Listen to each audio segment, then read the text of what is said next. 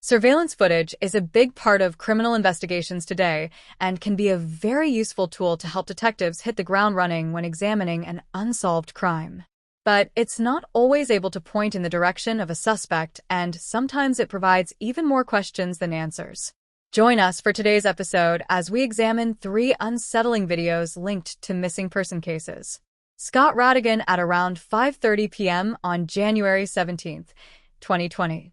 Police were called to the AVA Boston Square building at 850 North Randolph Street in Arlington, Virginia after receiving report a man found unresponsive in an apartment. The 911 caller mentioned there was a strong smell of bleach in the apartment, and investigators would later determine that evidence recovered the scene indicates the suspects attempted to clean the crime scene prior to leaving the residence. By the time the police arrived, the man was declared dead. The victim was 24-year-old Scott Radigan. Scott had attended Radford University and recently started working in a corporate sales position. He also had a long-term girlfriend. His father, John, later told the media, following the autopsy, the police announced that Scott had been murdered after suffering trauma to the upper body. But despite this, there was very little movement in the case. The individual who discovered Scott's body in his bedroom was a relative who hadn't heard from him in a few days, which was not his typical behavior. Later reports note that 4 people were present at the time that the police arrived, but it's unclear who they were. A year after Scott's murder, the police announced that they were pursuing a person of interest, but they needed help identifying potential suspect. Along with this announcement came CCTV footage showing a man wearing a black hooded jacket and something resembling a scarf or bandana across his face, walking down Boston sidewalks. The Arlington County Police Department stated, carrying a black backpack and walking with his feet turned inward, often referred to as a pigeon-toed gait. Detectives would like to identify and speak with this individual. However, for years later, this person of interest has still not been identified. Investigators noted that they have been analyzing crime scene evidence, canvassing the local area, speaking with witnesses, and following every lead and tip they receive. And yet Scott's case is still unsolved. Scott's family initially offered a reward of $25,000 for anyone who could help apprehend his killer. And this reward has been bumped to $50,000 in the years since. In January 2025, investigators made a renewed appeal for information, asking anyone with information come forward, no matter how small it may seem. Scott's case is still unsolved, and the person of interest has never been identified. Anyone with information about the case, you can contact the Arlington Police Department's Homicide Robbery Unit at 703-228-4180 or email actupline@arlingtonva.us. Schaefer. Brian Schaefer was born in February of 1979 in Pickerington, a suburb on the outskirts of Columbus, Ohio. He was the oldest of 2 boys born to Randy and Renee Schaefer, and was by all accounts an ambitious young man. After finishing high school, he studied at Ohio State University and 6 years later obtained a degree in microbiology. At the time of his disappearance, he was attending the university's medical school where he met Alexis Wagoner, who became his long-term girlfriend. The pair had plans to visit Miami for spring break together, with friends and family believing it likely that Brian would propose while they holidayed. On Friday, March 31, 2006, 27-year-old Brian finished classes for spring break and went out for a meal with his father to celebrate. Randy would later state that nothing seemed particularly amiss, but that his son seemed tired, likely from staying up to cram for some of his exams.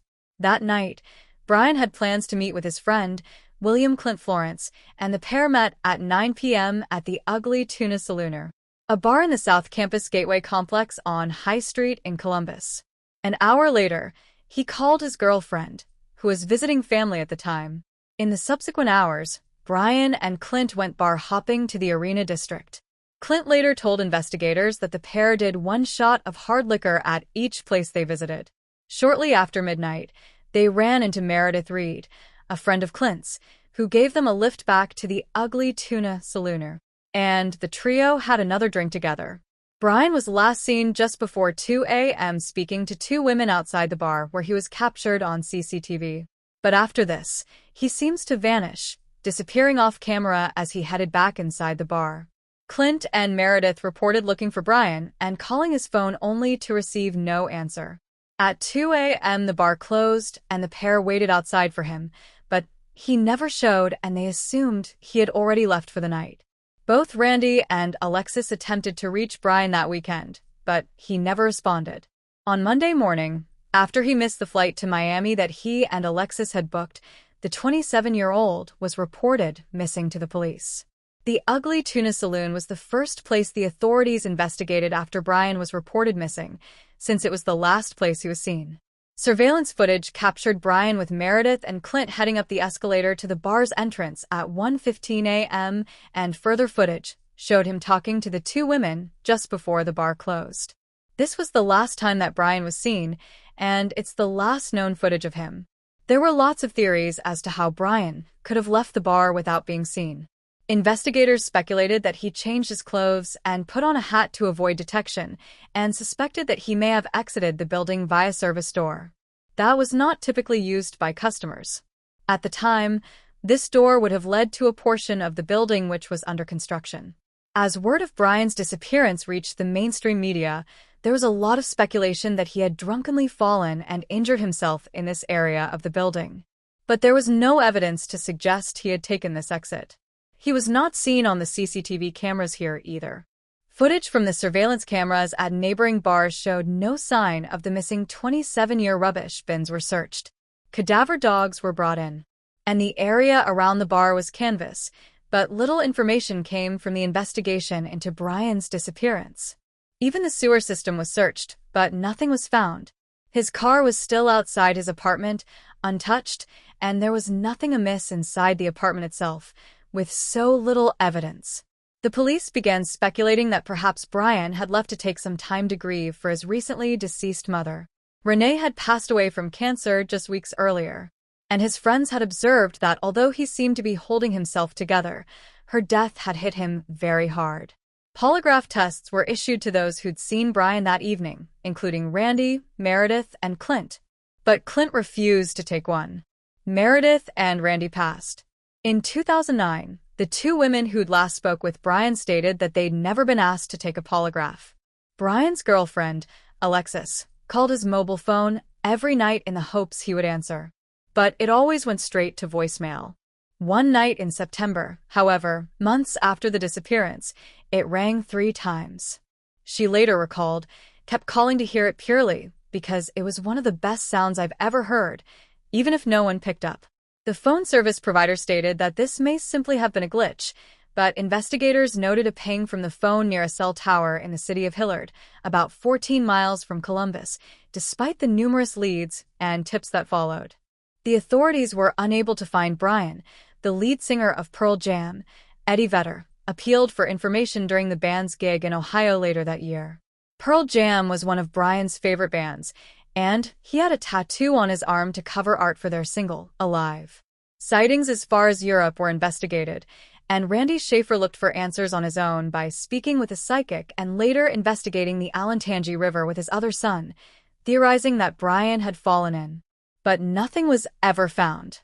Tragically, Randy died in 2008 when he was struck by a tree branch during a storm. Following his death, Clint's lawyer reached out to a private investigator who'd volunteered to help look for Brian and insinuated that the police believed Brian was alive. The lawyer, Neil Rosenberg, wrote, "If Brian is alive, which is what I'm led to believe after speaking with the detective involved, then it is Brian and not Clint who is causing his family pain and hardship." He added, Brian should come forward and end this. Notably, this was in response to the fact that Clint repeatedly declined to take a polygraph test, something that upset Brian's family. Brian's younger brother, Derek, recalled, as soon as the detective started getting involved, that's when Clint pretty much had no contact with anybody. I've always thought he definitely knows something. He just won't come forward with it. Updates in Brian's case have been few and far between in the years since. One of the original investigators told Columbus Monthly that Brian did not leave the bar that night via the escalator, something he felt he could say with 100% certainty. He also added that the police have 3 theories in the case, but he did not share them with the magazine. Brian Schaefer is still missing. He was last seen inside the Ugly Tuna cell in a bar in Columbus, Ohio, just before 2 a.m. on the night of April 1st, 2006. He is described as a white male with brown hair and hazel eyes standing at 6 feet 2 inches. At the time of his disappearance, he was 27 years old and weighed between 160 to 165 pounds. Brian has a Pearl Jam tattoo on his upper right arm and a distinctive on the iris of his left eye. If you have any information about his case, you can call the Columbus Division of Police Missing Persons Unit at 614-645-2358. Timothy Pitson.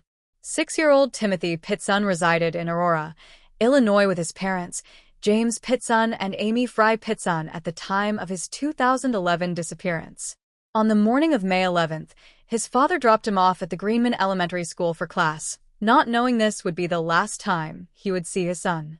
Shortly afterwards, between 8:10 and 8:15 a.m., his mother, Amy, picked Timothy up, telling the school there was a family emergency, even though there wasn't one. At around 10 a.m., she dropped her car, a blue 2004 Ford Exhibition SUV, off at a mechanic's workshop before traveling to Brookfield Zoo with a little boy. The pair returned at 3 p.m. to collect Amy's car before driving to Key Lime Cover Resort in Gurnee, where they stayed the night. On May 12th, they drove to the Kalahari Resort in Wisconsin Dells, Wisconsin, and stayed the night again. CCTV footage showed the two together, waiting in line to check out the next morning. Later that day, May 13th, between 12 and 1:30 p.m., Amy called her family, including her mother, telling them that she had Timothy and that he was safe. These calls were, according to phone records, made from an area northwest of Sterling, Illinois, near Route 40. She initially declined to call her husband, despite the fact that he was looking for them, and had repeatedly called Amy's phone after finding out that Timothy had been taken from the school. During this time, Timothy was heard in the background of calls, stating that he was hungry. Amy eventually did call James, and told him these calls were the last time that anyone heard from Timothy. Later that day, at around 7:25 p.m., Amy was seen at a Family Dollar store in Winnebago, Illinois, where she purchased stationery, including paper, pens, and envelopes. She was seen on CCTV footage by herself. She then went to Sullivan's Foods nearby at 8 p.m. before finally checking into Rockford Inn in Rockford, Illinois between 11:15 and 11:30 p.m. Sometime between checking into the motel and the following morning, Amy took her own life. She slashed her wrist and neck and took an overdose of antihistamines. Her body was found at 12:30 the following afternoon.